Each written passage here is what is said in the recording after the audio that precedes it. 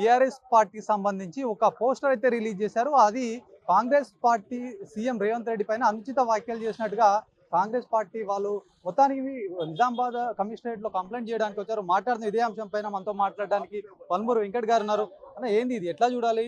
మొత్తం కాంగ్రెస్ 6 గ్యారంటీలు అని చెప్పేసి ఇప్పటికే అమలు చేస్తున్న క్రమంలో ఇట్లాంటి పెద్ద మొత్తంలో ఇట్లా పోస్టర్ విడుదల చేసి మొత్తం రాష్ట్ర వ్యాప్తంగా సోషల్ మీడియాలో వైరల్ చేయడం ఇది ఎట్లా చూస్తున్నారు? రేవంత్ రెడ్డి గారి ఇమేజ్ ని డ్యామేజ్ చేయడానికి ఉద్దేశపూర్వకంగా కల్వకుంట్ల కుటుంబం కంకణం కట్టుకొని ఇటువంటి తప్పుడు ప్రచారాలు వాళ్ళ అఫీషియల్ ప్లాట్ఫామ్స్ లో చేస్తున్నారు. దీనివల్ల తెలంగాణ ప్రజల మనోభావాలు దెబ్బతింటున్నాయి. వాళ్ళందరూ కూడా రోడ్లపైకి వచ్చి ఆందోళన చేసే పరిస్థితి ఉంది. శాంతి భద్రతలు కూడా భంగం కలిగే ఒక పరిస్థితి ఉంది. కాబట్టి అటువంటి చర్యలు ఎవరు చేపట్టకూడదు. మనం ప్రభుత్వంలో ఉన్నాము, బీఆర్ఎస్ పార్టీ కావాలనేది చేస్తుంది. కాబట్టి వారందరూ కూడా ఒక మెసేజ్ ఇచ్చి వాళ్ళందరూ కూడా ఓర్పు సహనంతో ఉండండి, తప్పనిసరిగా పోలీస్ శాఖ దీనిపైన చర్యలు చేపడుతుందని చెప్పి సిపి గారిని కలిసి కంప్లైంట్ ఇవ్వడం జరిగింది. ఇదే రకంగా కేటీఆర్ రేవంత్ రెడ్డి గారి ఇమేజ్ డ్యామేజ్ చేయడానికి ఇటువంటి చర్యలకు పాల్పడితే రేవంత్ రెడ్డి గారి ఇమేజ్ డ్యామేజ్ అవ్వడం కాదు, కల్వకుంట్ల తారక రామారావు గుడ్డలు తీసి తెలంగాణ ప్రజలు కొట్టే పరిస్థితి రోజులు తొందరలోనే ప్రజలందరూ కూడా చూస్తారు.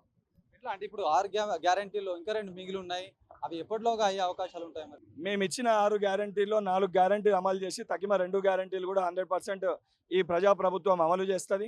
మాకు ఇచ్చిన 5 సంవత్సరాల వ్యవధిలో మేము చెప్పిన ప్రతి మాటను నిలబెట్టుకొని రాబోయే జనరల్ ఎలక్షన్స్లో అది రిఫరెండంగా పెట్టుకొని మేము ప్రజల మధ్యలోకి ఎన్నికల్లోకి వెళ్ళబోతున్నాం.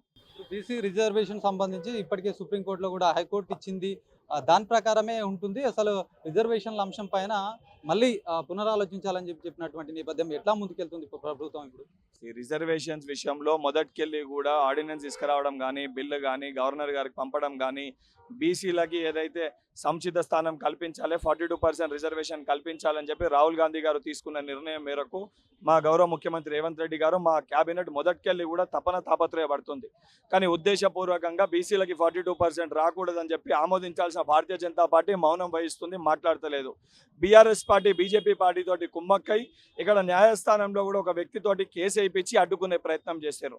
ఇప్పటికి కూడా బీసీలకి 42% రిజర్వేషన్ ఇవ్వాలని చెప్పి మా పీసీసీ అధ్యక్షులు మహేష్ కుమార్ గౌడ్ గారు, అదేవిధంగా మా బీసీ నాయకత్వము శ్రీహరి ముద్రాజ్ గారు కానీ, కొండా సురేఖ గారు కానీ, పొన్నం ప్రభాకర్ గారు కానీ, అదేవిధంగా మా మంత్రులందరూ కూడా క్యాబినెట్లో ఉన్నవాళ్ళు ఎట్టి పరిస్థితుల్లో ఇచ్చినాకనే లోకల్ బాడీస్కి వెళ్ళాలని చెప్పి ఏదైతే వారు కృషి చేస్తున్నారు. కానీ ఎన్ని ఆటంకులు వచ్చినా కేంద్ర ప్రభుత్వం మెడలు వంచన్నా తప్పనిసరిగా దీన్ని మళ్ళీ 9th షెడ్యూల్లో పెట్టి 42% రిజర్వేషన్ ఇప్పించే ప్రయత్నం చేస్తాం. జూబ్లీహిల్స్ సంబంధించి ఎట్లా చూస్తారు? ఇప్పటికే కేటీఆర్ ఓట్ల చోరీ జరిగిందని చెప్పేసి ప్రధానంగా ఆరోపిస్తున్నారు. ఇప్పుడు కేటీఆర్ కనుక అసలు దిమాగ్ ఉందో దిమాగ్ లేదో అర్థమైతలేదు. అపార్ట్మెంట్ల ఎలక్షన్ కమిషన్ అది ఒక అపార్ట్మెంట్ 2023లో ఏదైతే ఎలక్షన్స్ టైంలో ఉన్న ఓట్లు తప్ప ఏ ఓట్లు పెరగలేదని చెప్పి చాలా క్లారిటీతో చెప్పడం జరిగింది. ఈరోజు రాహుల్ గాంధీ గారు ఓట్ చోరీ అని చెప్పి భారతీయ జనతా పార్టీ పైన చేసిన తప్పుల్ని బయటికి తీసుకొని వస్తే భారతీయ జనతా పార్టీకి బీ టీం లేకున్న బీఆర్ఎస్ పార్టీ ఇక్కడ ఆ యొక్క బురదని కాంగ్రెస్ పార్టీకి రుద్దే ప్రయత్నం చేస్తుంది. ఇది మోడీ డైరెక్షన్లో కేటీఆర్ పనిచేస్తుండనే దానికి నిదర్శనం. ఇది చూడొచ్చు. మొత్తానికి ఏదైతే కేటీఆర్ ఒక 6 గ్యారంటీలు అది మొత్తం మోసం అని చెప్పేసి ఒకవైపు కేటీఆర్ సోషల్ మీడియాలో జరుగుతుంది. ఇదంతా కూడా శ్రేణులు ఏదైతే కాంగ్రెస్ శ్రేణులు దీనిపైన అప్రమత్తంగా ఉండాలి, ఎలాంటి అల్లర్లకు పాల్పడద్దు అని చెప్పేసి ఒకవైపు చెప్పిన నేపథ్యం. దీంతో పాటు బీసీ రిజర్వేషన్ కోసం ఎంతవరకైనా వెళ్ళి ఖచ్చితంగా బీసీ రిజర్వేషన్ వచ్చే విధంగా కృషి చేస్తామని బల్మూరు వెంకట్ అయితే చెప్తున్నటువంటి పరిస్థితి. కెమెరా పర్సన్ సందీప్తో శ్రీనివాస్, అభినవ్ భారత్, నిజామాబాద్ నుంచి.